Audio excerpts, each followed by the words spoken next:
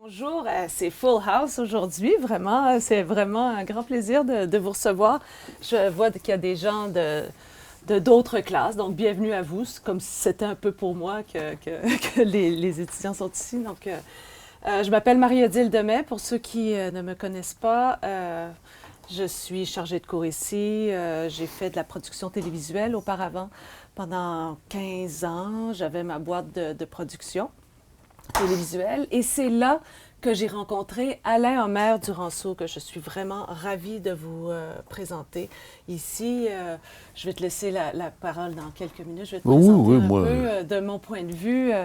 En fait, j'ai rencontré Alain alors que on travaillait sur une production de danse. Même avant ça, ton démo. Ton démo... démo pour avant la danse? Pour demain. OK, oui. Bon, en fait, on s'est rencontrés pour une première fois parce que j'avais entendu parler de lui en tant qu'artiste, si on veut, de la post-production, qui faisait des montages beaucoup, qui travaillait beaucoup sur des montages. Oui, effectivement. Puis moi, j'avais ma boîte de distribution, de production et de distribution internationale. Puis je m'en allais à Cannes. Ça paraît bien, hein? Je m'en allais à Cannes avec mon catalogue de production pour les vendre à des télédiffuseurs là-bas. Et chaque année, donc, il fallait que je fasse un démo visuel de mes meilleurs, mes best-of dans mon catalogue. J'avais besoin de quelqu'un qui fasse ça. Puis on m'a dit, va voir Alain Omer Duranceau. Fait que j'arrive avec mes affaires et puis il dit, va te faire ça, ma petite madame. Puis, je pense que ça a été pas mal un coup de foudre assez immédiat, en tout cas de ma part. Assez mutuel. Assez mutuel, merci. Et puis, depuis, je pense qu'on a dû en faire pendant 10 ans de ces démos-là. Et chaque fois, en fait... Non, moins que ça. Moins que ça. En fait, ouais. De 2008 à... Non, c'est plus tard que ça. Je pense qu'on a fait 3 plus l'affaire de... Kent Nagano. Du sacre. Ouais. Après ça, ouais. Bref, on en a fait pas mal. Puis je suis pas d'accord avec toi, mais c'est pas grave, on va retourner dans nos archives. Mais en fait, pourquoi je suis retournée travailler avec lui, d'abord pour mes démos, puis aussi ensuite pour des productions, des films que j'ai réalisés moi-même, comme un film en particulier qui était un film sur Kent Nagano, Maestro Kent Nagano. Je ne vais pas parler de moi ici tant que ça, mais que c'est lui, donc, qui a fait la post-prod sur ce film-là. C'était vraiment... pourquoi travailler avec Alain? Parce qu'en fait, il est extrêmement minutieux, précis et créatif. Quand je lui parle de Kent Nagano, il ne dit pas « c'est qui ?» Il sait c'est quoi l'Orchestre symphonique de Montréal, il connaît la musique, il connaît aussi le rythme du montage. C'est pas n'importe quoi, savoir monter dans le bon rythme de l'image et de la parole et de la musique. Et surtout parce que c'est un créateur, c'est un créatif. Et donc, il faisait pas juste de la poutine, vous savez, de la saucisse, il prenait le visuel et il en faisait quelque chose. Transcendait. Presque. Parfois, on s'est bien amusé des fois à faire des montages sur le son avec des mots, avec des contretemps, parce que j'avais un catalogue beaucoup de danse et de musique, donc on s'est souvent amusé sur ces contrepoints-là. Donc voilà, c'est Alain Omer Duranceau qui est aussi... j'ai appris à le connaître, non seulement un artiste de la post-production, un artisan de la post-production. C'est pas quelqu'un qui travaille dans des grandes boîtes, c'est quelqu'un qui reçoit des projets spéciaux et qui en fait de la post-production. Il a travaillé notamment avec André Fortier, il va tout nous raconter ça. Et puis, il est aussi un artiste visuel. Et aujourd'hui, c'est ce dont on va vous parler. On va parler de la post-prod, de son cheminement de post-prod, et puis de son cheminement aussi en tant qu'artiste. Et on va revenir, qu'il a abandonné un peu pour se dédier à son métier dans la post-production. Et là, vers un retour finalement à son art grâce... On verra. Surprise. Surprise, très bien. Alors, Alain, quand est-ce que tu es tombé dans la soupe de la post-production? Avant la soupe de la post-production, on est en 1977. Mon cousin me demande, t'as-tu vu Star Wars? Je fais, c'est quoi? On va voir Star Wars. Je ressors de là avec les yeux comme ça, puis là, je savais ce que je voulais faire de ma vie. Donc, je pense que c'était en 77, j'avais 13 ans, que là, j'ai décidé, ouais, je veux faire du cinéma, je veux travailler en cinéma. C'est ce qui m'a amené dans différentes zones de cinéma. Pourquoi Star Wars? Parce que si j'étais allé voir parce que l'autre film que j'avais vu avant, c'était un film de Louis de Funès avec ma mère, là, tu sais. Mais, oui, effectivement. Mais Star Wars, c'était vraiment le début, peut-être pas le début, mais en tout cas, les effets visuels. Bah, c'était les petites cordes, les espèces de vaisseaux qui font... Mais tu sais, en fait, c'est des vaisseaux qui sont faits en carton, là. Carton. En quelque sorte, oui. En quelque sorte. Non, mais c'était juste un... que je suis sorti de là, puis c'était genre... Tu sais, ça bougeait beaucoup, puis ça m'avait... puis il y avait des martiens, puis il y avait des bébites, puis... Des martiens. Fait que, non, fait que je pense que c'est le moment précis où est-ce que j'ai fait, ouais, je veux travailler au cinéma. C'était...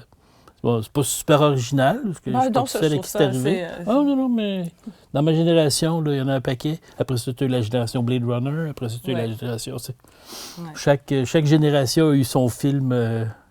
Bon, je t'avoue que Star Wars aussi, ça m'a quand même assez marqué. Enfin, bref, tout ça pour dire, donc... Et ensuite, donc, fort de cette expérience, tu t'es commencé à travailler... Non, j'ai pas... Le cinéma, j'ai commencé surtout... J'ai toujours beaucoup dessiné. J'ai toujours, quand j'étais jeune, je dessinais tout le temps. Puis, en partie, parce que j'avais quelque chose qui n'existait pas à l'époque, qui s'appelait un TDAH. Puis, si j'essayais de regarder le prof et d'écouter ce qu'il disait, alors que si je dessinais, ce que le prof disait, ça rentrait. Fait que c'est comme une méthode. Mais à l'époque, ça n'existait pas le TDAH. Là. Ça s'appelait faire un effort. Ça s'appelait, me semble, c'est supposé être intelligent. Mais le fait de dessiner, fait que je passais mes journées d'école à dessiner. Fait que résultat pratique, bon, pendant ce temps-là, j'apprenais ce que j'avais à apprendre, supposément, mais c'est le coup de crayon m'est rentré dans la main. Puis, fait que c'est ça, fait que j'ai commencé, ça a été plus par les arts que j'ai commencé. Après ça, puis là, j'ai étudié en arts plastiques.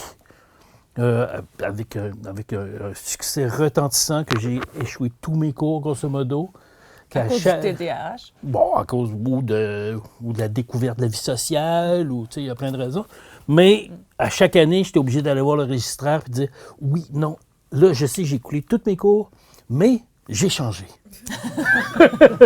Là, je suis motivé pour la prochaine session. Puis là, OK, on va te prendre à l'essai, tu sais. Puis, fait que c'est comme ça que j'ai grosso modo étudié en arts plastiques. Mais pendant ce temps-là, je travaillais beaucoup en technique et matériaux. Tu sais, moi, j'expérimentais, j'aimais ça mettre la main à la pâte, faire de la recherche. Mais je coulais. Par contre, pendant que j'étudiais en arts plastiques, je faisais des travaux pour d'autres étudiants en leur demandant de me payer. C'est-à-dire, je te jure. Puis c'était bon, puis tes travaux étaient bons. Oui, je connaissais tous les profs. Je passais mon temps dans les classes. Je connaissais les profs, je savais qu'est-ce qu'ils aimaient, tu sais, j'avais tel prof est plus formel, tel prof c'est plus un plasticien, c'est plus, tu sais. Fait que moi, pour faire les travaux des autres... Pas de problème. Pas de problème. Pour faire mes travaux à moi, c'est genre... Pourquoi? Ouais, pourquoi? Ben, aussi, c'est ça. Tu sais, tu veux faire de quoi de parfait, alors que quand c'est pour quelqu'un d'autre... On s'en fiche. Et c'était bon. Non, ça fait que j'ai toffé pendant 4 ans au cégep en arts plastiques, en passant genre peut-être 6 cours au bout du compte, je sais pas quoi, c'est ridicule. Ouais. Fait que là, à un moment donné, là, il y a une année finie de bisounage puis d'échouage. Puis là, c'est l'été, bon, les copains, machin. Puis là, l'été est fini, puis là, je fais « Ah, il faudrait bien que je fasse quelque chose, là, tout le monde s'en va à l'école, puis moi... » Fait que je m'en vais à l'Université Laval, à Québec. Puis là, je vais étudier en cinéma. Fait que là, je vais avoir T'es accepté? Ben non. Je vais avoir le registraire de l'Université. C'est un exemple à ne pas suivre, que j'aimerais vous dire, mais en même temps, oui. Okay. Ce qu'on va vous décrire aujourd'hui, c'est le cheminement vers l'échec. OK? Fait que ne suivez rien de ce que je vous dis, mais... Fait que je vais à l'Université Laval, je leur dis « Est-ce que je peux m'inscrire en cinéma? » Puis là, ils me disent... les inscriptions tardives sont finies. Fait que là, donc, je peux m'inscrire. Non. Fait que là, c'est quoi le nom du doyen de cinéma? Il n'y a pas de doyen de cinéma, c'est le cinéma sous département de lettres, machin. Puis le doyen, c'est tel mec. Fait que là, je l'appelle. Fait que là, je dis allô? J'ai dit ouais, faudrait qu'on se rend. Non, au début, il me laisse pas. Pourquoi vous l'appelez? Là, je pogne les lignes de défense. Fait que là, c'est lui qui m'a demandé de le rappeler. Fait que là, hop, je me rends au doyen de la faculté de cinéma. Puis là. Ça n'existait pas, la faculté de cinéma. Du département de cinéma dans la faculté de lettres. Puis là, le gars était genre, what the fuck? Qu'est-ce que je vais faire avec lui? Vous allez m'inscrire. Non, mais les inscriptions tardives sont terminées. Oui, mais s'il y a quelqu'un qui peut faire de quoi, c'est vous. Vous êtes le registraire. Ça a marché. fait que c'est comme ça que j'ai commencé, même si j'avais pas de cégep, j'avais pas de diplôme de cégep. C'est comme ça que je me suis retrouvé à l'Université Laval en cinéma et dans la classe de André Gaudreault, justement, qui est cofondateur de... Je ne sais pas pourquoi on est ici ce soir. Oui, fait que, André et moi, on s'entendait très bien, on rigolait, on était deux cinéphiles, puis tout ça. Fait que c'est comme ça que je me suis retrouvé à m'en aller vers le cinéma aussi, alors que j'avais déjà un début de carrière artistique. J'avais déjà commencé à vendre des toiles, machin. Puis, tu sais Est-ce que tu avais déjà fait tes premières toiles à cette époque-là? J'ai eu... Sais-tu... Là, j'étais un peu mêlé dans les années. Mais j'ai eu aussi, il y avait un projet, il y avait un truc qui était organisé par le gouvernement qui s'appelait Jeunes volontaires. Puis c'était le pendant français d'un truc qui s'appelait Young Volunteers. C'était pour faire du bénévolat, genre. Mais nous autres, moi et mes chums, on avait parti un projet de galerie d'art coopérative entre nous, juste pour avoir du pognon. Du gouvernement. Louer un petit local, puis avoir un atelier où est-ce qu'on faisait nos affaires. Ouais. Fait que oui, c'est à peu près à cette époque-là. Oui. Et donc là, tu arrives dans une classe d'André Gaudreault. Oui, là, après ça, c'est... Est-ce que tu fais tes travaux? Non. Est-ce que... Non, bon, d'accord. Encore une fois, les cours qui m'intéressaient, j'avais des bonnes notes, si j'avais des notes. Les cours qui ne m'intéressaient pas, tu sais, comme par exemple un prof qui me disait « Oui, bon, là, c'est un cours d'analyse sémiotique. Si vous n'avez pas vu le film, c'est pas grave. Si vous avez lu le livre, c'est correct. » Je disais « excusez. » Puis là, je suis en cinéma, tu sais, je suis pas là pour... Pour lire un livre. Fait que là, ouais, surtout le livre, c'était le matou, tu sais. Mais, fait que c'est ça. Fait que là, mais, au cours d'André Gaudreault, à un moment donné, puis évidemment, j'étais toujours en retard, tout ça. Puis je me souviens d'une fois où est-ce que j'arrive à son cours, pour l'examen, j'arrive à l'examen, puis on se croise dans le corridor. Puis il dit, puis comment tu trouves l'examen? Je dis, je sais pas, j'arrive, tu sais. Puis là, il dit, tu devrais te débrouiller pas pire, tu sais. Fait que là, j'ai dit, puis on avait droit aux livres, tout ça. J'ai dit, j'ai pas les livres, rien, tu sais. J'ai dit, il dit, t'es sportif, tu sais. Finalement, c'est ça, c'est le genre de relation qu'on avait. Mais fait que là, ma carrière d'études cinématographiques a été très, très limitée. Par contre, on est restés potes, André puis moi, puis socialement, à l'époque, on parle de ça, des années 80. C'est en 88. Tu as remarqué ça? Truc, c'était 88, je pense, c'est dans ces années-là. Fait que c'est ça. Puis, et pour ça, la vie a suivi son cours. J'avais passé 10 ans à Vancouver, j'ai commencé... Mais là, tu as fait une toile, tu lui en as vendu une. Non, mais je ne l'ai pas vendu. Il est venu à un de mes vernissages, tu sais, je faisais des toiles. Il est venu à un de mes vernissages, puis il aimait mes trucs, puis... Fait que je pense qu'il peut-être qu'il l'a encore. On ne sait pas, peut-être qu'il l'a brûlé aussi, j'ai demandé. Mais fait que c'est ça. Puis aussi, c'est ça. André a écrit, pendant qu'on se connaissait, il a écrit 2 livres pour lesquels j'ai fait les couvertures. C'était 2 livres aux éditions Méridien Classique en France. Puis un livre, c'était Ce que je vois de mon ciné. Puis l'autre, c'était sur le regard dans le cinéma des premiers temps. Puis l'autre, c'était du littéraire au filmique. Fait que c'est comme ça qu'on a travaillé ensemble. Puis c'est comme ça aussi que j'ai rencontré son groupe de recherche à l'époque. C'est quand j'ai fait la couverture du littéraire, de Ce que je vois de mon ciné, il voulait me montrer des films sur lesquels il travaillait avec son groupe de recherche. Fait qu'il m'a invité à une projection avec son groupe de recherche. Juste, c'était entre amis, un petit comité. Puis c'est ça. Fait que c'est comme ça que j'ai vu le... Puis... fait que... Et donc, dans le groupe de recherche, il parlait de... C'était C'est parce que je suis pas sûr que je peux raconter cette histoire-là au complet. Ah ouais, OK, bon, on raconte. On efface, on passe à un autre. Donc, Oui, fait que là, c'est ça. Fait que donc, je me suis retrouvé à Vancouver, puis là, à Vancouver, là, j'ai commencé à travailler avec l'ordi. Mais est-ce qu'on peut voir peut-être les œuvres que tu faisais à ce moment-là? Ou bien ben oui, on peut jeter un coup c'est d'œil peut-être là-dessus. un peu, Ouais, un peu vite. Oui. La flèche par en bas. La flèche. Celle-ci? Ouais, oui. OK, pop. Donc, 1977. C'était Star prévu Wars. de vous parler de Star Wars. Oui, c'est ça. Donc, fait que là, quelques toiles. Ah oui, puis il y a une petite chose aussi, c'est que à cause de mes troubles obsessifs compulsifs, de mon TDAH, tout ça, non, mais ça fait partie de la ça fait réalité partie de toi. Oui. Tu sais, je commençais à peindre, puis là, le jour 2, je regardais ce que j'avais fait le jour 1, je trouvais ça poche. Fait que là, j'étais genre, il faut que j'attende ça sèche pour le repeindre. Puis, tu sais, c'était comme un processus que je trouvais pénible.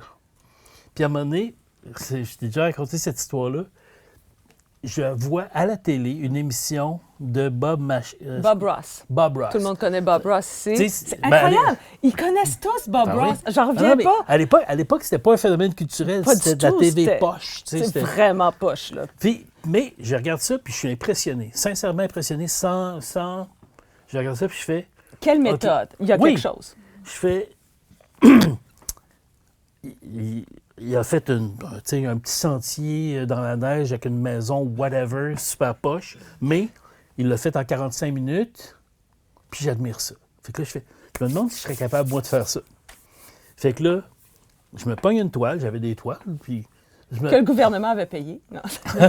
Là, je sais plus qu'est-ce qui arrive à quel... Ça, c'était effectivement, c'était pas ce gouvernement. Fait que je me pogne une toile, puis là, je commence à clencher, je me mets le chronomètre, puis je commence à clencher une toile. Puis, pour monter de la pression, j'ai fait une toile vraiment ridicule. Une espèce de grosse toile heavy metal avec un gros devil, machin, puis du feu, puis envoyé. Mais, puis je l'ai clenché. Tu l'as pas mis, là, Non, je l'ai clenché en 45 minutes, une heure. Puis j'ai fait, wow! C'est plus intéressant ça que toutes les autres affaires sur lesquelles je travaille laborieusement et que je trouve très affecté. Puis là, il y a un moment. Fait que là, je me suis dit, si je suis capable de faire ça avec une toile poche, peut-être que je serais capable de faire une toile pas pire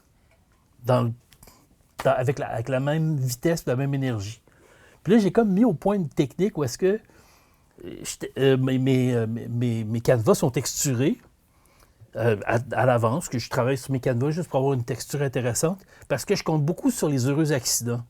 Fait que si le canevas est rough, etc., ça risque de me surprendre, puis je risque d'avoir ce moment-là de dire « Ah, ça, c'est pas pire. Ça, c'est meilleur que moi. » Parce que, il y a des gens qui ont le coup de pinceau hallucinant, puis tu regardes Picasso quand il travaille, la moindre affaire qu'il fait, tu fais « Oui, alors que moi, c'est moins... plus laborieux. Oui, exactement. Fait que là, ce que je faisais, c'est que là, quand j'ai voulu, après avoir fait ma toile heavy metal, quand j'ai voulu faire une autre toile, j'ai verni mon canevas d'avance. Le vernis était encore liquide. Puis j'ai commencé à peinturer dans le vernis, alors que le vernis était liquide, puis coulait dans les interstices, puis machin. Puis, j'avais pas le choix de travailler pendant le temps que le vernis séchait, tu sais. Fait que ça me donnait une limite de temps. Encore une fois. Puis, ça a donné ça. Le même jour que ma toile heavy metal, j'ai fait cette toile-là, que je trouvais qui était pas pire, qui avait un côté, qui avait une... Bien, il y a une âme. Merci. Il y a une présence. Hein? Une dignité. Une dignité. Bon, une mélancolie. Mais non, mais ça, c'est autre chose. Mais je veux dire, il y a une présence. L'œuvre existe. Fait que là, on est dans la fin des années 80. Fait que là, j'ai commencé à travailler avec cette technique-là. Fait que là, ça, c'est un diptyque. C'est à peu près grandeur nature, ça. C'est à peu près... C'était 9 pieds par 4 pieds. Fait que c'est un peu... J'ai demandé de l'acheter, mais tu l'as plus. Ben non, ça fait longtemps qu'elle a été vendue. Mais fait que ça, c'est mes 3 singes. Puis par un collectionneur d'art nouveau, un gars qui collectionne des trucs d'Émile Gallé, machin. Ah ouais? Oui. Puis j'aurais dû les vendre plus cher parce qu'il a fallu qu'il fasse venir un architecte pour faire modifier une pièce de sa maison pour mettre la grosse toile. Wow! Ça coûtait beaucoup plus cher de rénovation juste pour mettre la toile. Fait que ça, c'était le look du stuff que je faisais. Fait que ça ici, c'est ça. Ça aussi, c'est à peu près grandeur nature. C'est un 6 pieds de haut. Puis ça, je voulais... Ça, c'est Frankenstein. Boris Karloff. Non? Mais je voulais je voulais qu'il y ait un côté... Rough. est-ce que vous savez c'est quoi le Saint-Suaire de Turin? Oui. C'est supposément... c'est une C'est relique. supposément une relique, c'est-à-dire le Christ est mort. Il est dans il est dans sa caverne. Et puis, on a mis sur son visage un linceul. Et puis, Marie-Madeleine ou quelqu'un l'a enlevé. Et puis, on voit exactement la réplique de son visage avec le sang, avec l'épine. Mais finalement, c'est un gros C'est un gros scam, là, on s'entend. Un gros arnaque, cette affaire-là. Mais c'est très beau, c'est texturé. Oui, la comme texture de ça. Puis, fait que ça représente... Puis, tu vois, avec la cicatrice dans le front, ça me faisait penser à la couronne d'épines, machin. Fait que tu vois, cette toile-là, je l'avais appelée Ecce Homo, voici l'homme. Parce que, tu vois, moi, dans ma tête, la notion de Jésus qui est mi-homme, mi-dieu, la notion de Frankenstein qui est mi-créature, mi-homme, machin, tu sais. Fait que c'était un peu mon trip de l'époque. Fait que, mais j'ai toujours aimé ce qui se situe aux limites de ce qui est humain. Aux limites du réel. Aux limites du réel. Oui, non, mais aux limites de l'humanité. Qu'est-ce qui fait qu'on est humain? Toutes les histoires d'enfants sauvages, de planète des singes, de machin. Tu sais, où est-ce que l'humanité se situe là-dedans? Et aussi, avec l'intelligence artificielle, c'est quelque chose qui me fascine. C'est où est-ce que l'humanité se situe dans l'équation. Fait que, machin... Ah, ça, c'est ton démo. Tu veux-tu le mettre? Est-ce que... Non, mon démo, il n'est pas supposé être là. Ah ouais? Oui, on l'a Il mis. est là. OK. Est-ce que tu veux parler de post-prod un peu? Ouais, Qu'est-ce ouais, qui t'a amené? Puis après, on reviendra à l'intelligence artificielle. Non, l'intelligence... Fait que tout ça pour dire que là, je déménage à Vancouver. À Vancouver, je commence à travailler avec l'ordi. Là, on est dans les années, quoi, début 90. Puis l'ordinateur, c'est pas donné à tout le monde. C'est une nouvelle technologie, là, tu sais. Fait que, même pas début des années 90, on est dans les années... Fin 80. Oui, non, on est... C'est ça, fin 80, début 80, effectivement, début des années 90, genre l'Internet commençait... ça, c'est 96. 80, ouais. Puis, fait que c'est ça. Fait que là, je commence à bisouner à l'ordi, puis je me rends compte que j'haïs pas ça. Puis là, j'ai eu une chance, c'est que il y avait un... Ça, je pense que je l'avais dit à tes étudiants l'autre jour dans le cours, c'est qu'il y a un magasin spécialisé à Vancouver qui, le gérant connaissait mes trucs.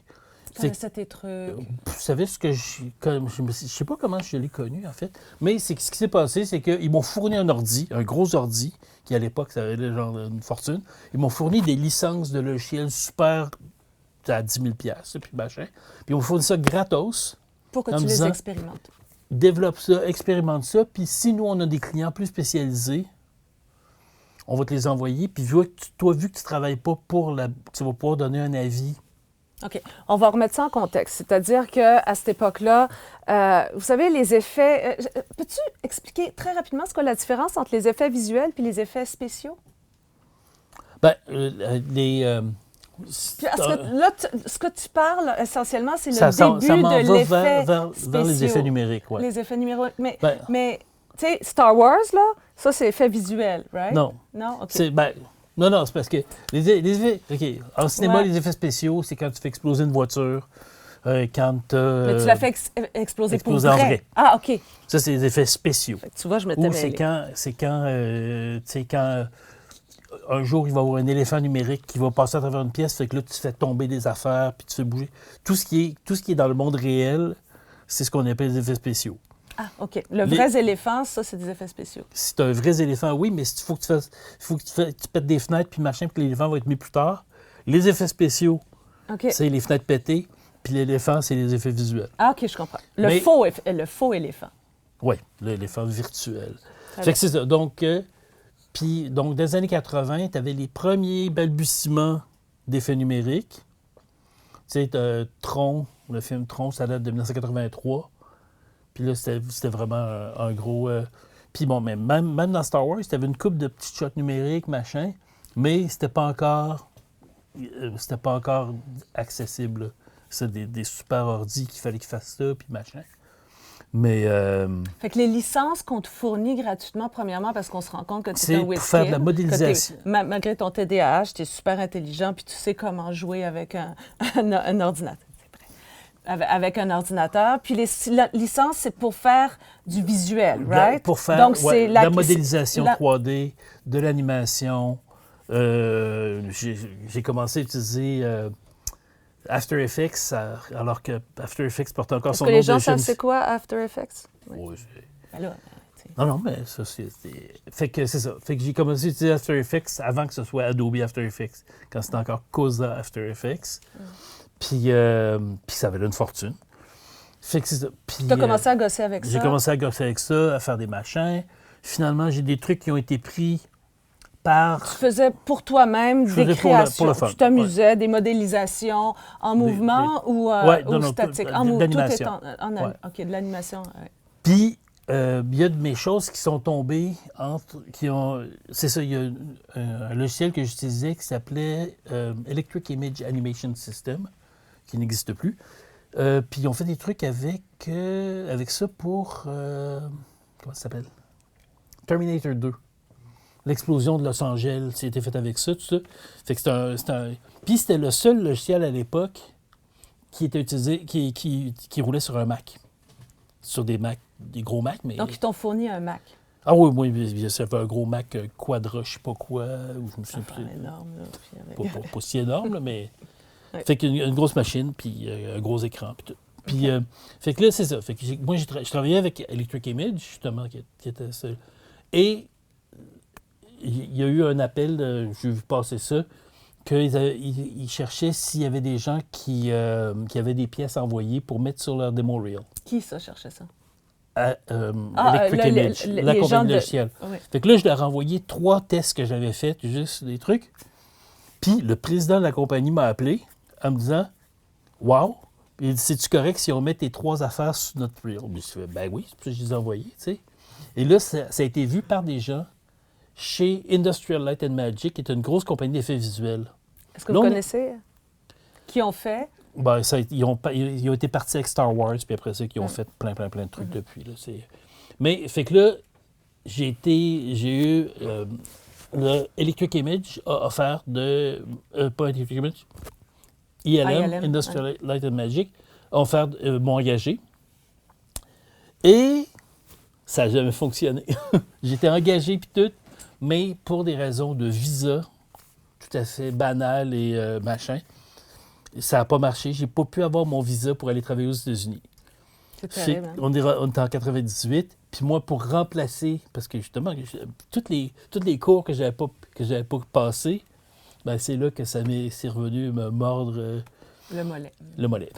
Puis, fait que c'est ça. Fait que, puis moi, j'avais préparé des lettres, tu sais, j'avais demandé des lettres de référence, etc., de plein de monde. Puis pour essayer d'appuyer ma candidature, mais ça prenait... Ça te prenait Ça un prenait diplôme, le un diplôme. bac. Genre, ça Ouais. t'aurait pris un bac. Ouais, il aurait fallu que je sois capable de rester assis sur les bancs d'école. Puis Même j'ai mon- si tu étais un WizKid du Peu importe. logiciel, peu C'était- importe. C'est terrible, hein? Donc, Bon, ben, ça- restez à l'école.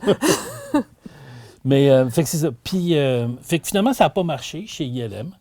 J'ai encore, tu sais, j'ai encore le dossier d'employé qui m'avait envoyé. Ouais, voici, machin, puis tout ça. Puis tout, j'étais là, mais... Ça a pas, parce qu'à l'époque, c'est ça, c'était le visa du libre-échange. Là, tu pouvais avoir le visa direct à l'aéroport, mais ça prenait la lettre d'avocat de la compagnie qui t'engageait, puis machin, puis ça prenait le diplôme. Fait que c'est ça. Fait que là je fais OK, parfait, ça marche pas. Je vais me retourner à Montréal. Puis, je me retourne au Québec. Je m'ennuyais du Québec. Ça faisait 10 ans que j'étais à Vancouver. Mais, fait que là, j'étais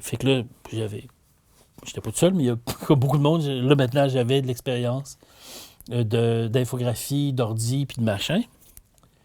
Puis c'est comme ça. Parce petit qu'à à- Vancouver, t'en faisais, là. Tu faisais Ouais, déjà c'est de- ça. Ça roulait, ton affaire. J'ai là. fait de la prévisualisation architecturale pour des gros hôtels, des trucs comme ça qui n'étaient pas encore construits, puis qu'on construisait dans l'ordi pour pouvoir faire des visites guidées. Puis évidemment, il n'y a rien de tout ça qui est en temps réel. Là. C'était des heures et des heures et des heures de rendu, tu sais, pour promener la caméra dans l'hôtel, puis tout ça. Ah oui. Et puis des terrains de golf. J'ai modélisé des terrains de golf. J'ai fait différents trucs. J'ai fait aussi de l'illustration technique pour des manuels de formation. Puis Puis c'est ça. Puis je suis revenu au Québec. Puis petit à petit, au Québec, là, j'ai commencé... En fait, c'est par la bande que j'ai commencé à travailler en cinéma. C'est une de mes amies qui faisait des accessoires de films, puis qui m'a demandé si je pouvais lui donner un coup de main. Puis, puis je suis assez bricoleur, puis j'étais graphiste aussi. Ah oui, ben, à travers tout ça, il y a du graphisme en masse, du graphisme corpo, là, faire des machins de graphisme. Puis donc, j'ai fait beaucoup d'accessoires de films, pour films et pour la télévision. Puis petit à petit, à travers tout ça, j'ai continué de travailler avec After Effects, machin, continué de faire des VFX. Puis là, je me suis... j'ai un bon œil, j'ai une bonne culture visuelle. Fait que ça m'a beaucoup aidé à devenir coloriste. Fait que je suis devenu coloriste avec ça. Puis ce que j'adore faire, j'aime beaucoup faire des étalages couleurs. Puis fait que là, je suis devenu coloriste, d'effets visuels, machin. Puis tu as travaillé sur quoi? Sur quel J'ai film? travaillé, j'ai pas travaillé sur des gros machins, Non. mais j'ai travaillé avec des gens tripants. J'ai travaillé beaucoup en cinéma indépendant. J'ai travaillé aussi avec... j'ai travaillé sur le film, sur Coteau Rouge de André Forcier. Après ça, j'ai travaillé... Puis là, après qu'on a travaillé sur Coteau Rouge, Forcier m'a demandé si ça m'intéressait de travailler avec lui sur le scénario de son film suivant. Ce qui m'a un peu pris de court. J'ai dit, tu sais que je suis pas coloriste, hein? Tu sais que je suis pas scénariste, mais il dit, ouais, mais tu me catches. Oui, ça, c'est quelque chose. Ça, c'est un talent catché. Fait que c'est ça. Fait que là, j'ai travaillé avec lui, j'ai été collaborateur scénario pour son film suivant. J'ai travaillé à l'INIS aussi. J'ai enseigné à l'INIS au département de médias interactifs. J'enseignais le volet visuel pour les étudiants en médias interactifs, ceux qui s'en allaient plus vers le jeu vidéo, vers le multimédia, etc. À l'époque. À l'époque, C'est oui. ça. Puis avec encore des moyens techniques qu'on n'a pas aujourd'hui. C'est plus... Je veux dire, aujourd'hui, c'est facile Ah oui. de faire de la modélisation. Là. Ça se fait quasiment tout seul pour toi. Ben, non, mais il y a effectivement beaucoup de choses qui à l'époque étaient très, très longues à faire, puis maintenant se font en temps réel, là, avec Unreal Engine, des trucs comme ça, que c'est hallucinant, là, ce qu'on peut faire maintenant. Fait que... Est-ce que vous avez des questions? Non? Oh, oui, non, mais c'est ça. Si vous voulez m'interrompre, si vous m'interrompez pas, moi... Moi, je pense que ton récit, là, il est passionnant quand même. Hein, tu sais, Non, mais tout ça mène vers où? Vers pas grand-chose, en fait.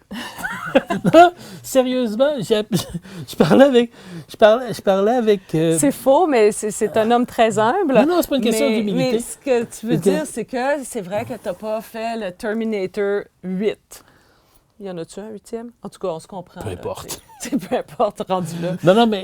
Non, mais c'est que ça... C'est que j'ai... Le petit gars de 12 ans là, qui disait, je veux faire du cinéma, là, je suis un travailleur de l'ombre. C'est un artisan. Oui, mais je suis pas... fait que ma carrière d'artiste visuel, c'est comme... Évaporé. C'est comme évaporé, puis ma carrière de mes désirs de faire du cinéma, machin, ça aussi, c'est comme...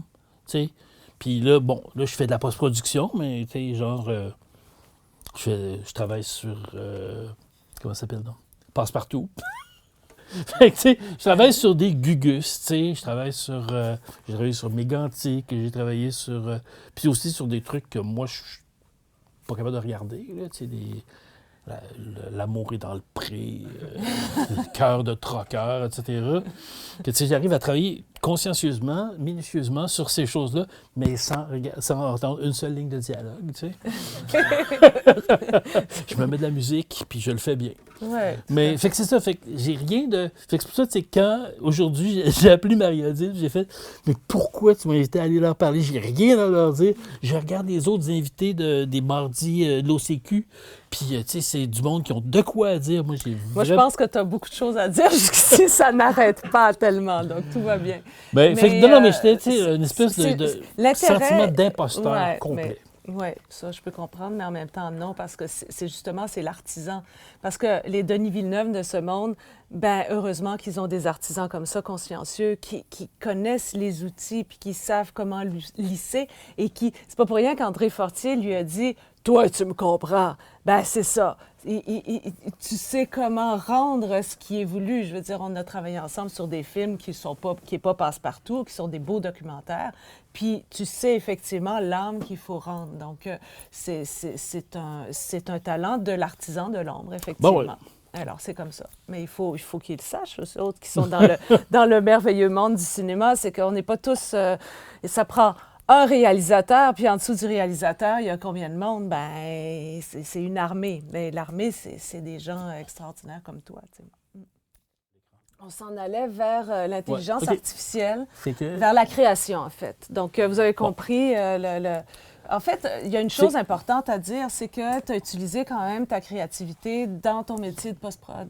Mais pas juste en post-prod. J'ai fait en coloration aussi. J'ai fait beaucoup d'illustrations, j'ai fait beaucoup de... Ça j'avais fait ça en 95 pour les 100 ans du cinéma.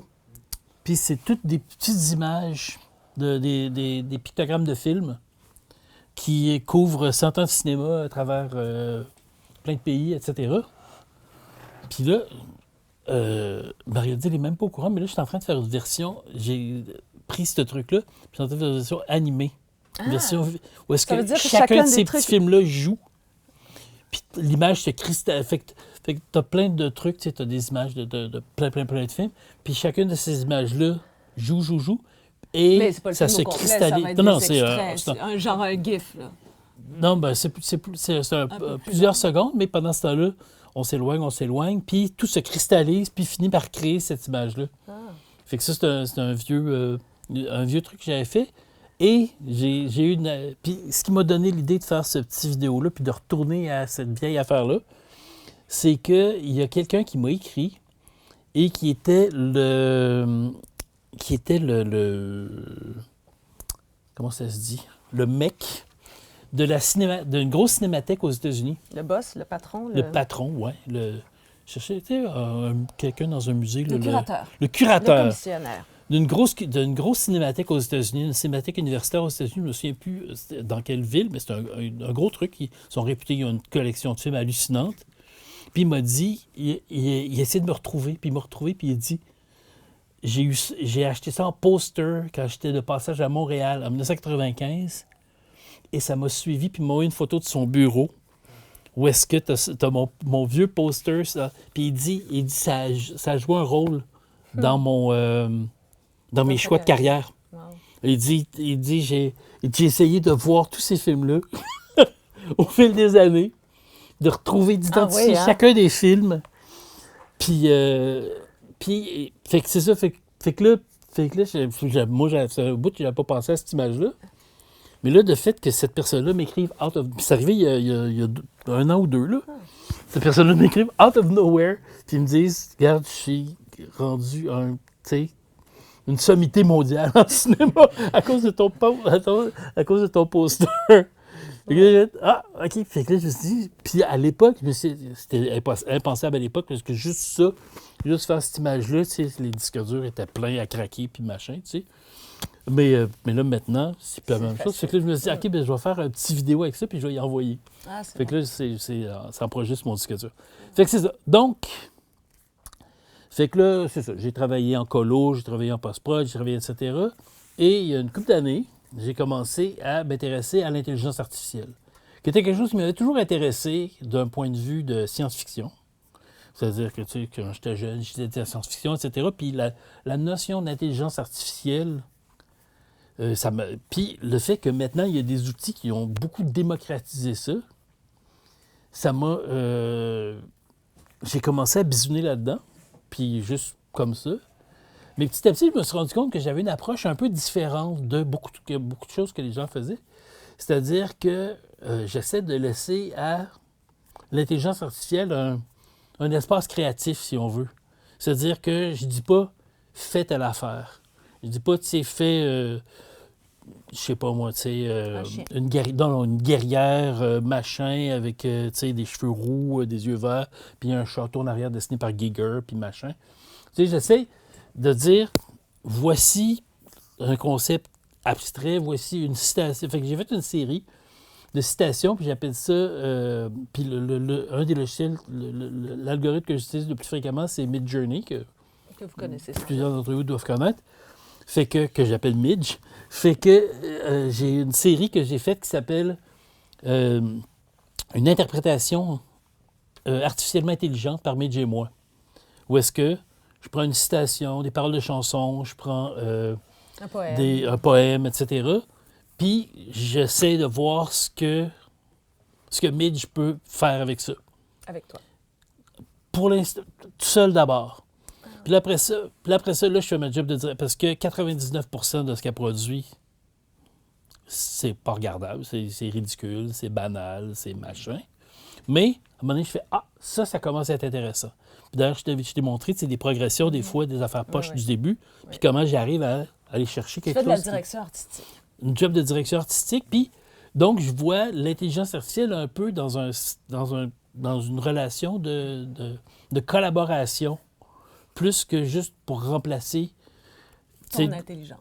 Non, pas mon intelligence, mais le fait, il y a des gens qui n'ont jamais dessiné de leur vie puis qui se servent de ça parce qu'ils ne savent pas dessiner, puis ça moi, je suis pour, là, j'ai absolument rien contre ça. Mais moi, dans mon cas, toutes les images que Midge fait, je serais capable de les faire sans elle, mais ce qui m'intéresse, c'est les idées, tu sais. Fait que là, c'est un peu ça le principe du machin. Fait que, ici, on peut voir... Ah ben oui, Apocalypse Now. C'est bon. Fait que, tu vois, j'aurais pas pensé à cette idée-là tout seul. D'avoir, tu sais, un déjeuner anglais pogné en feu, tu sais. I love the smell of napalm in the morning. Parce que Midge, en fait, elle ne sait pas tout ce que ça veut dire, Apocalypse Now, pour nous. Ben non, puis je dis pas Apocalypse Now.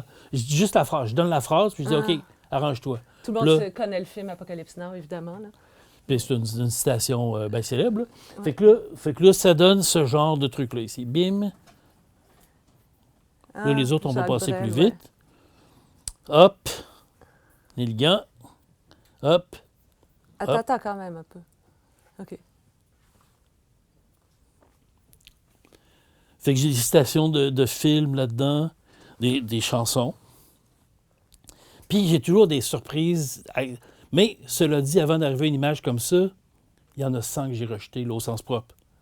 Tu sais, dans cette collection-là, j'en ai 300 ou quelques. Mais depuis que je travaille avec Midjourney, j'ai réalisé 35 000 images.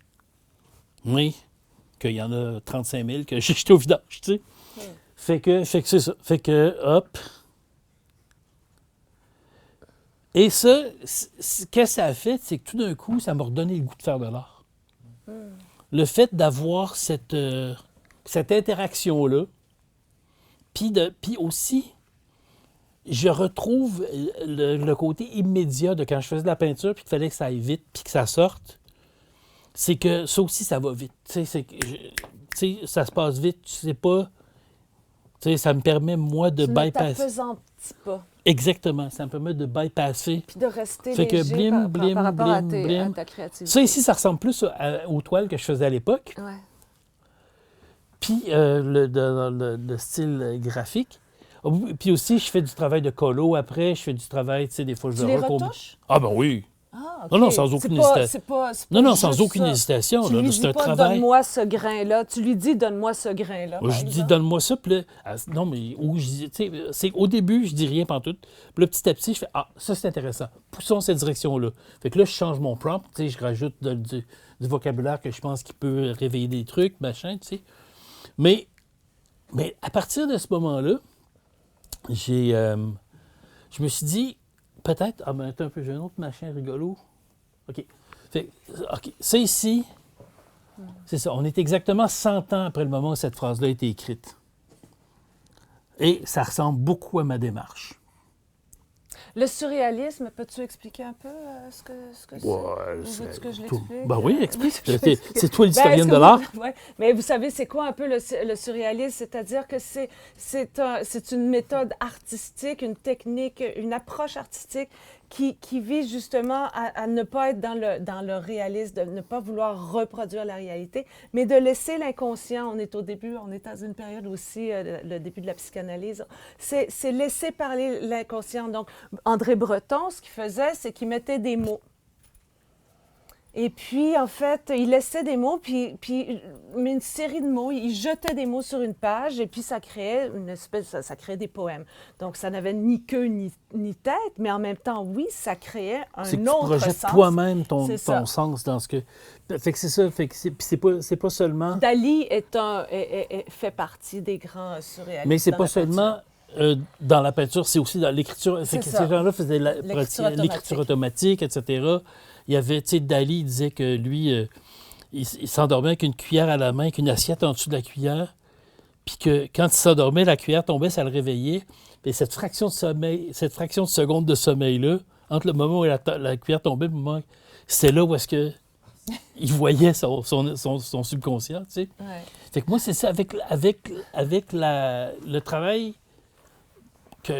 Une partie du travail que je fais avec l'intelligence artificielle, c'est ça, c'est d'aller chercher, du faire me fournir des images. Mais attends, on va le lire peut-être, parce que, tu sais, ils t'écoutent. Donc, le surréalisme, en fait, là, tu es dans la définition, automatisme psychique, automatisme qui vient de la psyché pure, par lequel on se propose d'exprimer, soit verbalement, soit par écrit, soit de toute autre manière, le fonctionnement réel de la pensée, entre la cuillère puis effectivement, dictée de la pensée, en l'absence de tout contrôle. Donc, on enlève le contrôle du mental exercé par la raison, en dehors de toute préoccupation esthétique ou morale. Donc, c'est de la création pure, à l'état pur, on pourrait dire. Oui. Mais, puis, c'est pour ça que moi, je travaille, quand je fais des trucs, je travaille souvent avec des vieilles versions. De ces algorithmes-là, de Midjourney, par exemple. Fait que là, Midjourney est rendu à version 6. Puis, elle est brillante. Tu sais, tu lui dis, fais-moi whatever, etc. Elle comprend tout, puis machin. Tu peux écrire des prompts bien compliqués, puis elle va tout faire ça. Moi, j'aime beaucoup l'époque où est-ce que l'intelligence artificielle était un peu plus gnouf. Puis, tu sais que ça te sortait... Wow! Oui, ça te sortait des affaires. Ça crée de la surprise. Fait que de cette époque-là, on peut voir ici, donc, mon prompt, ça, c'est le prompt au complet.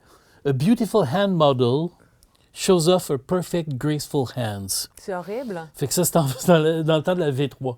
J'ai pas demandé, j'ai pas dit, je veux d'horrible... C'est ce qu'elle t'a sorti en premier. Non, ça,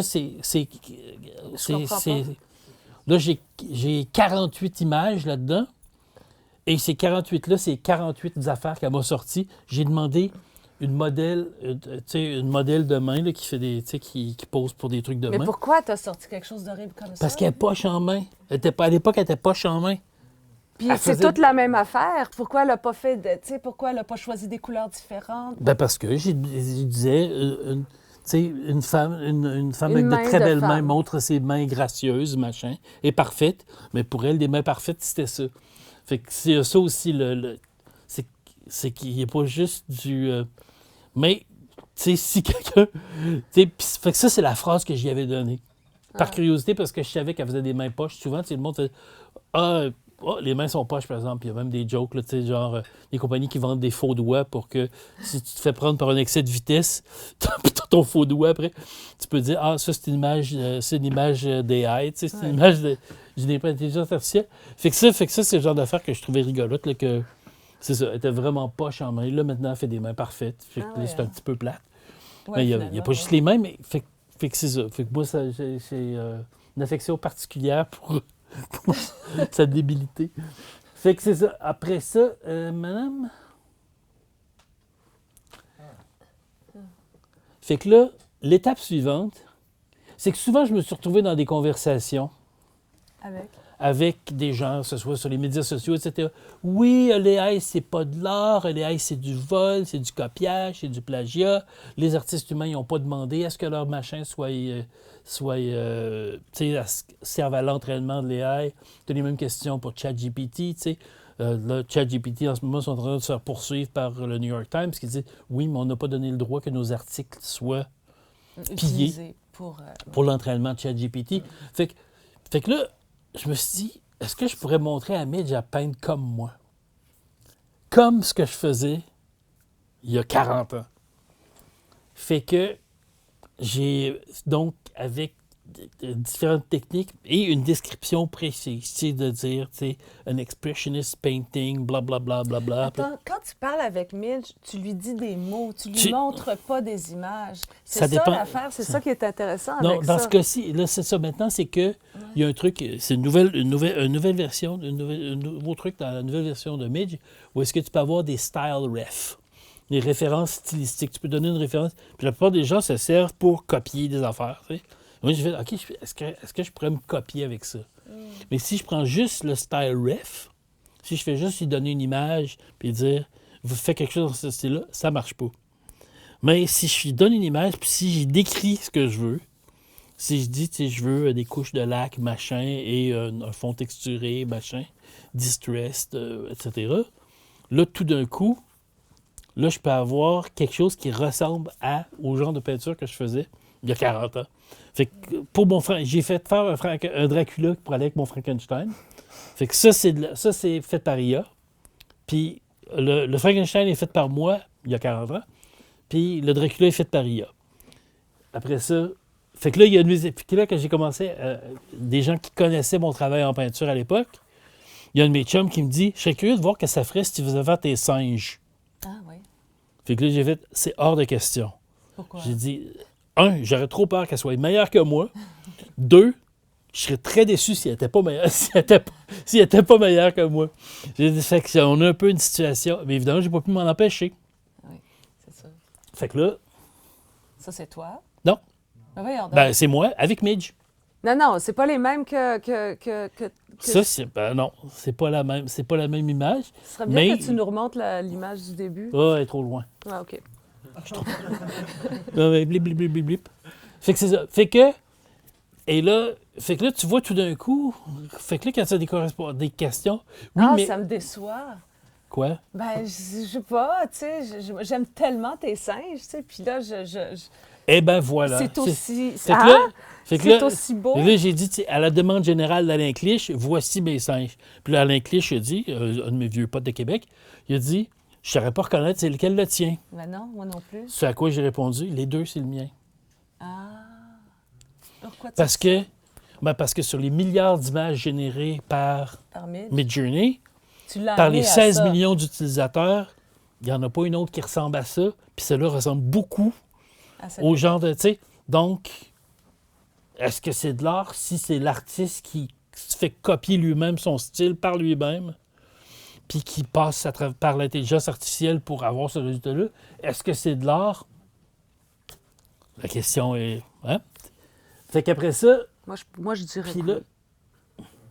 Fait que là, après ça, là, j'ai pu continuer. Oui! Moi, j'ai une question par rapport à ce que tu viens de dire. Oui. J'ai l'impression que, dans un sens, peut-être, mais dans un autre, il y a quand même tout un processus à aller au travers de peindre ta peinture, de faire c'est le processus pour moi qui peut. Je suis content que tu poses la question. Fait je suis content c'est que tu moi, poses le la- AI, je comprends ce que vous dites, mais je trouve qu'il manque quand même tout le processus. Fait que j'ai déjà, moi aussi, essayé de faire du AI, voir comment j'étais capable. Ça n'a pas tant marché, là, pas autant que ça. Ben, non, mais, Mais- c'est l'affaire, c'est comme... Je vais répondre à la question dans 2 minutes, mais c'est une très, très bonne question. Fait que, parce que d'abord, c'est comme...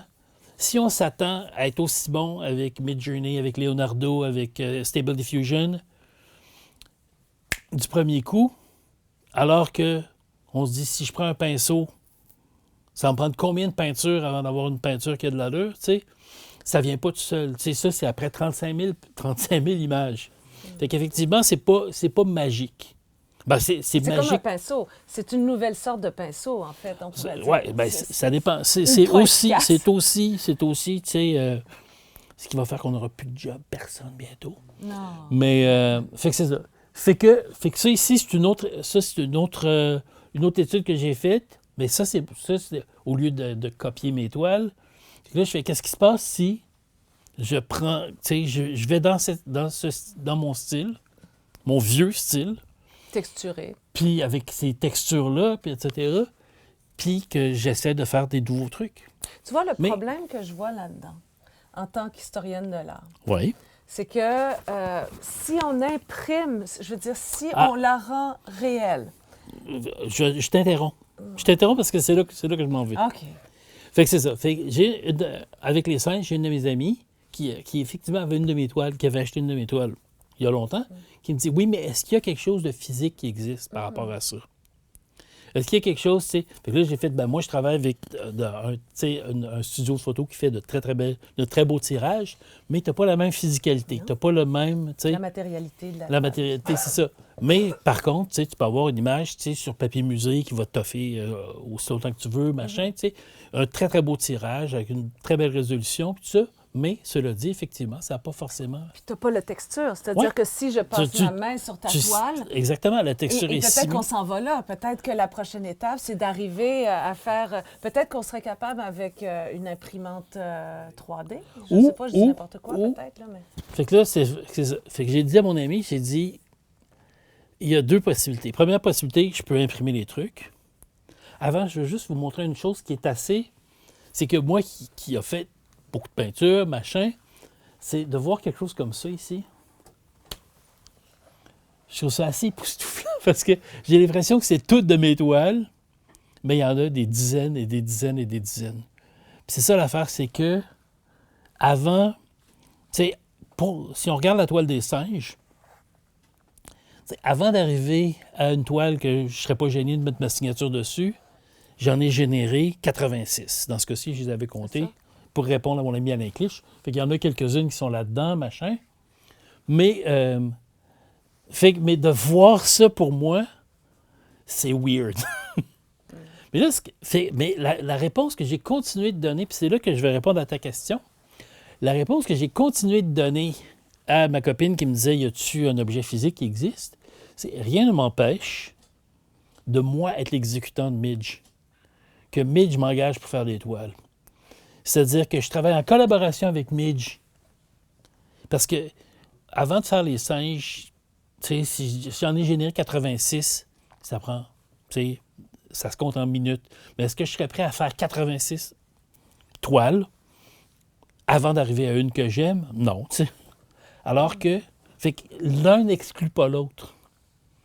C'est pour ça, puis c'est vers ça que je m'en vais, c'est que je veux. Puis aussi, c'est que je fais pas juste des affaires que j'ai déjà faites, je fais aussi, tu sais, d'explorer des nouvelles avenues, machin. Tu sais, j'ai une couple de trucs qui sont l'accident de char dans lequel mon père est mort, tu sais, que j'aurais dû peindre à l'époque puis que j'ai jamais peint. Puis là, tu sais, que j'avais pensé, mais je devrais faire une peinture avec ça, tu sais. Puis, fait que... Puis là, je me dis, tu sais, peut-être que maintenant que l'IA m'a redonné le goût de faire de l'art, d'une part, puis que tu sais, je suis plus dans le besoin financièrement comme je pouvais l'être avant, tu sais, je pense que je vais me repartir un petit atelier et que je vais faire des toiles, des vraies toiles, que je vais me salir, que je vais, tu sais, puis que je vais respirer des vapeurs toxiques de fucking vernis. Mais que je vais refaire des toiles, mais ça va être en collaboration avec l'IA. Mais, tu sais, là, je personnalise un peu la patente, mais je veux pas, c'est moi qui drive, tu sais, c'est moi qui... Puis, donc, mais par contre, tu sais, c'est... Si je regarde ça, tu sais, puis si ça, j'aime ça, ben ça, il y en a plein d'autres avant que j'ai fait puis que j'aimais moins, puis tu sais... Puis ça, je savais ce que je voulais, tu sais, je voulais une ambiguïté, qu'on ne sache pas si c'est des humains ou des robots, whatever. Puis je voulais qu'il y ait une tendresse, qu'il y ait quelque chose d'un peu... Une tendresse anxiogène. C'est ça. Quand tu me l'as envoyé, j'ai fait « Oh, c'est beau! Ah, c'est tendre! Ah, je suis angoissée! » Mais fait que c'est ça. Mais rien m'empêche de faire cette toile-là en vrai, tu sais. Fait que je pense que mais c'est... ça ne sera jamais ça. Si Non, ce ne sera pas la même. Ben ça non. va être une Non, non. interprétation de ce que Midge et toi Exactement. avez créé. Oui, oui. Et donc, en fait, ce que j'entends dans ce que tu dis, c'est que, en fait, ce n'est qu'un processus de création. Quand vous dites, ben moi, si je peins, je crée, mais en fait, ce n'est que dès lors que tu mets tes prompts, c'est comme ça que tu appelles ça? Moi, je ne sais pas s'il y a un mot qui a été déterminé en comment on français. appelle ça, mais La tes requête, directions, tes requêtes. Ta requête elle-même est une œuvre d'art. Moi, je dirais. Si j'étais curatrice d'une exposition sur toi, je demanderais à voir cela aussi. Il y a beaucoup de filles, il y a beaucoup de demandes de prompts de filles avec des descriptions anatomiques assez précises. Ça me Leclerc, mais je parle de toi. Non, mais c'est parce que c'est pas tout ce qui se fait avec l'intelligence artificielle qui est forcément. Non, là, je parle dans ton processus artistique. Oui. Tu as une démarche artistique, c'est ça que je veux, mais donne-moi ça. Donc, tu écris quelque part, c'est quasiment poétique, j'imagine. J'aimerais ça lire ça. Puis là, Midge, je te donne 52 possibilités. Tu dis arc, je veux aller dans cette direction. La 48e est celle que tu veux aller. Tu sais. Attends un peu, peut-être qu'on va être capable de. Un petit moment. Donc, c'est en anglais, malheureusement. Expressionist painting. Ça, c'est pour ça? Oui. OK. Oh, attends un peu. Là, elle a sauté d'une coche.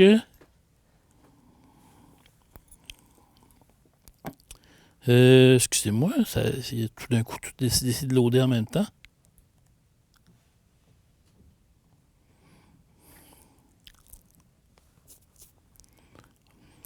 Fait que, puis ça, c'était pour illustrer une conversation. En fait, c'est pour illustrer une conversation que j'avais eue avec ChatGPT, où est-ce que je demandais à ChatGPT de tester si j'étais humain. Donc, c'est un test de Turing à l'envers. J'ai dit, c'est pas ChatGPT, c'était Claude, en fait, qui est un autre Large Language Model, que moi, je trouve absolument fascinant. Puis, j'ai dit à Claude, là, tu prends pour acquis que je suis humain, mais j'ai dit, peut-être que je suis pas humain, peut-être que je suis moi-même une intelligence artificielle sophistiquée. Alors, j'aimerais ça que tu me poses des questions et que tu essaies de déterminer si je suis humain ou non. Et Claude a assemblé un test à me faire en me posant des questions sur des souvenirs, sur des trucs éthiques, etc., etc. Puis à chaque question à laquelle je répondais, il me disait oui ou non. Je crois que, tu sais, je vous dirai pas le punch, mais c'est ça. Mais fait que là, j'ai fait un transcript de cette conversation-là que je trouvais. Puis je voulais une illustration pour illustrer cette conversation-là. Et c'était ça. Et c'est ça que j'ai produit pour D'où ça. l'ambiguïté, effectivement. Ça pourrait être des humanoïdes. Ça pourrait être des humains et des androïdes. Là. On est pas donc là, je demande... On va conclure bientôt pour les questions. Oui, bien sûr. Vas-y. Tant peu, je vais le faire traduire par une intelligence artificielle. Je me casserai pas la nénette. Tant qu'à y être. On fait le truc au complet. OK. Donc...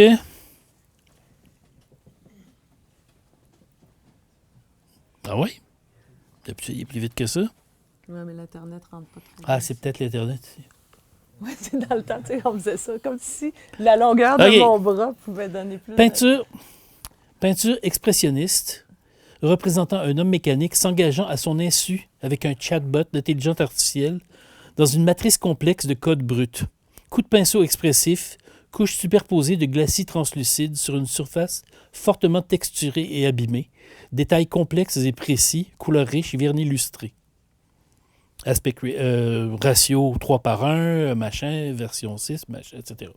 Fait que ça, dans ce cas-ci, c'est ça. Fait que je décris aussi la technique que je veux retrouver, en plus de fournir des exemples d'images, où est-ce qu'elle peut aller chercher des exemples de texture, puis tout ça. Fait que c'est ça. Fait que là, c'est ça, j'ai envie de recommencer à faire de la peinture. Oui, je comprends. C'est un peu paradoxal. Puis, je pense qu'on s'est éloigné un peu du cinéma, mais je pense que la même chose, le même genre d'utilisation puis de relation avec l'intelligence artificielle peut fonctionner avec le cinéma, que ce soit en scénarisation, que ce soit en conception visuelle. Il faut déjà être un créateur, c'est-à-dire qu'il faut déjà bien connaître son métier avant de pouvoir vraiment créer quelque chose qui est vraiment transférable.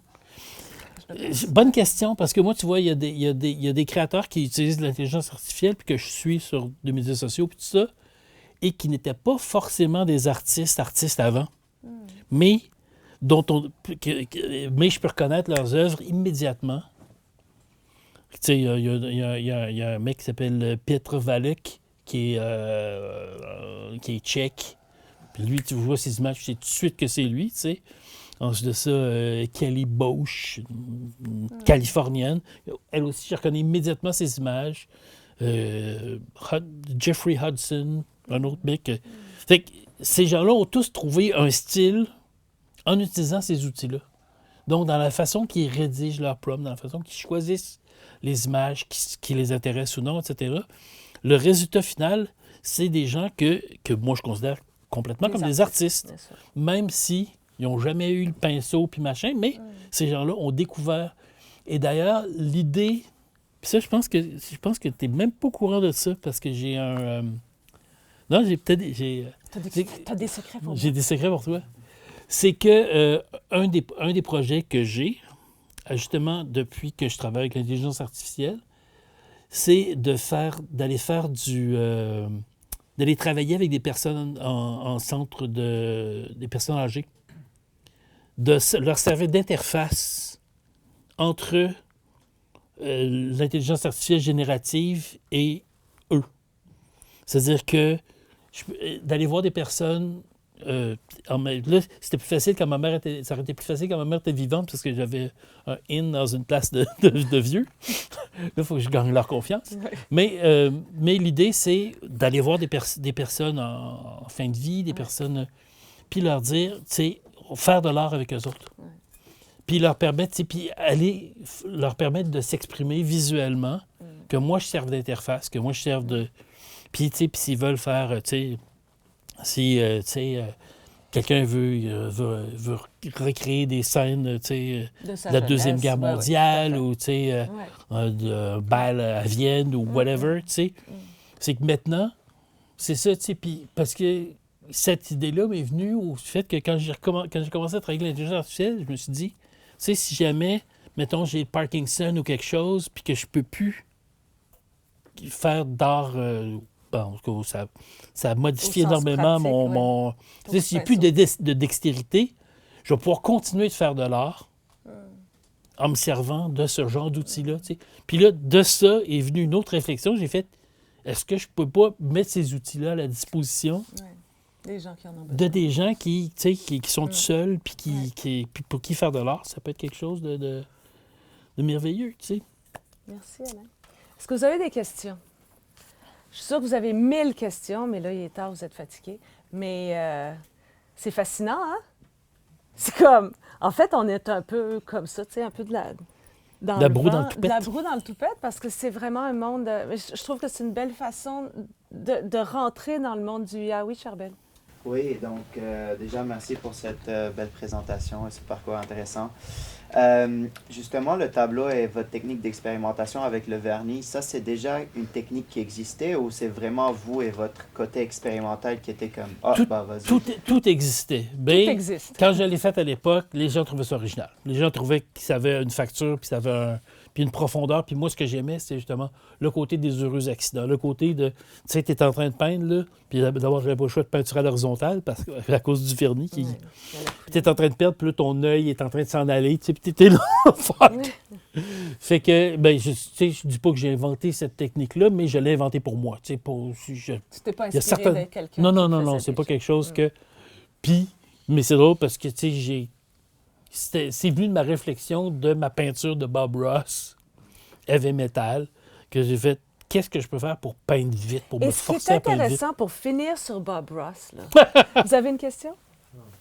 Pour finir sur Bob Ross, c'est que Bob Ross, là, je ne sais pas si vous vous rappelez, mais avant de commencer son émission, il dit tout le temps « Je vais reproduire ça ». Puis toi, ce que tu veux faire, tu dis « Moi, je vais reproduire ce que… » Tu vois à quel point tu as été imbued by Bob Ross. C'est clair, c'est ça. Mais il y a quelque chose, là, parce que c'est ça, il dit « Moi, je vais reproduire ce dessin ». Il le reproduit à l'identique. Évidemment, c'est jamais complètement à l'identique, mais c'est cette espèce de jeu-là qui est...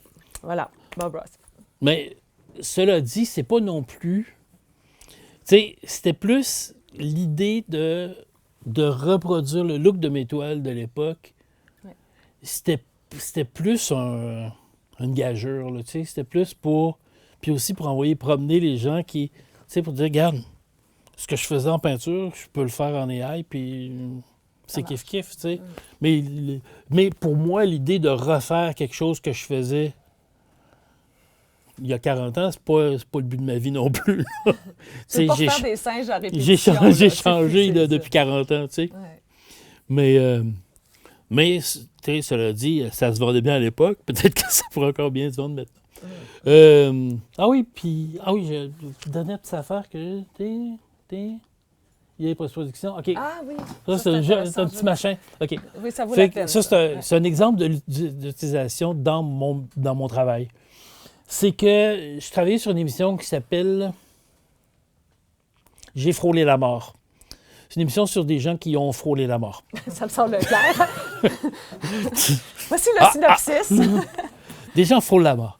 Non, c'est une émission de réalité sur des gens qui ont frôlé la mort. Puis il y avait un épisode dans lequel il y a des gens qui sont sur un voilier puis ils chavirent en pleine tempête.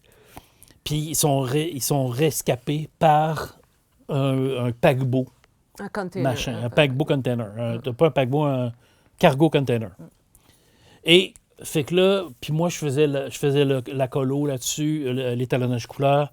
Je faisais, tu sais, des fois, il y a eu des petits shots d'effets visuels, tout ça.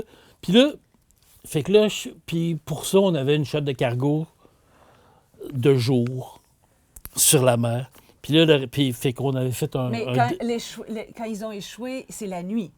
Ben, c'est ça. C'est ça, il faut que tu dises. Oui, que- non, mais c'est là que je m'en allais. C'est qu'on avait une shot sur une mer d'huile, un cargo, puis c'est du stock footage qu'on a acheté de je sais pas où, là. Le jour. Hein? Le jour. Mais c'est 2 jours.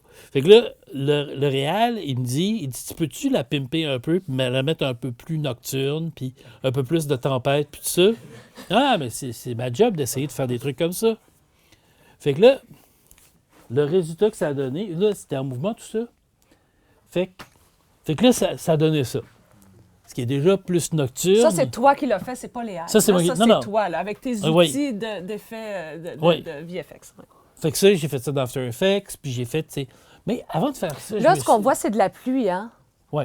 Cette texture-là, puis c'est les vagues. Ouais. OK, bon. c'est bon. Fait qu'avant de faire ça, je me suis dit, de quoi ça a l'air un cargo? Moi, j'avais besoin d'idées. Je connais pas beaucoup ça, moi, les cargos, machin. Fait que là, de quoi ça a l'air un cargo? Fait que là, je fais une recherche sur YouTube, sur Google.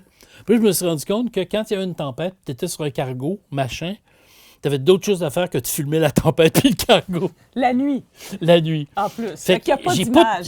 j'avais pas d'image de ça. Fait que là, j'ai fait, ben, je vais demander à Midge de quoi ça a l'air. Là, on est il y a Ça fait longtemps, ça. 6 ou 9 mois, je sais pas. Puis là, ça, le réalisateur a trouvé ça bien beau, mais je me suis bien gardé de lui montrer les images que j'avais produites avec Midge. Parce que les images que j'avais produites avec Midge, c'est des images statiques. Puis nous autres, c'est une émission de télé avec des trucs qui bougent. Fait que là, j'ai généré ça. J'ai fait « Wow! » OK, mes affaires, c'est de la chenoute comparé à ce que l'intelligence... Avec une description que j'ai donnée, l'intelligence artificielle a généré ça. Puis j'ai fait « OK. » donc. Puis là... Mais ça n'a pas l'air, peut-être vous de loin, mais ça n'a pas l'air si réaliste que ça. On Non, dirait non, mais même c'est une pas- peinture. Non, mais c'est Midge V3. Ah, c'est Midge V3, C'est- excuse-moi, c'est avec vieille- les c'est mêmes vieille- mains. Oui. Oui, C'est vieille. Non, mais cela dit, l'atmosphère qu'il y a là-dedans, puis tout oui, ça, c'est vrai. ça comparé à mon affaire boboche de tu sais, mettre des petites lumières après le marche. Que tu bateau. as fait avant, OK, que- comparé à ben, ce pas que j'ai t'as pas fait avant, mais que j'ai fait après, mais après avoir vu ça, tu sais. Fait que c'est là que ça m'a donné l'idée de, tu sais, d'éclairer les trucs de tel. Fait que là, j'ai généré quelques images comme ça, Avec Midge. avec Midge. Puis là, j'ai montré ça à mes patrons. Puis là, j'ai fait OK, je vais être en charge du développement de l'IA pour la compagnie parce que d'ici 6 mois, on va pouvoir générer des images comme ça en mouvement. Ouais. Puis, fait que là, j'ai généré ça que je trouve magnifique. Ouais, tu sais, qu'il n'y a aucun rapport avec... Tu sais, fait que si ça, c'est en mouvement, tu mets ça dans l'émission de télé, puis c'est hallucinant, tu sais. Ouais. Puis j'ai généré ça. Fait que là, il y a quelques semaines, j'ai dit, OK, qu'est-ce qui se passe si je pogne ça? Parce qu'il y a des outils maintenant pour animer des images. Fait que là, j'ai mis ça dans une autre AI, une autre intelligence artificielle, pour l'animer. Puis, Non, Ah oui, on n'a c'est pas de ça son, ici. c'est C'est un chiant. peu, non. Non, oui. tu continues. Ping. Ah, ça marche.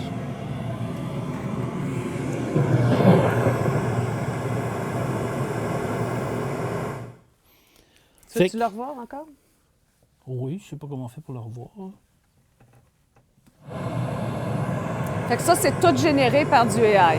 Ouais.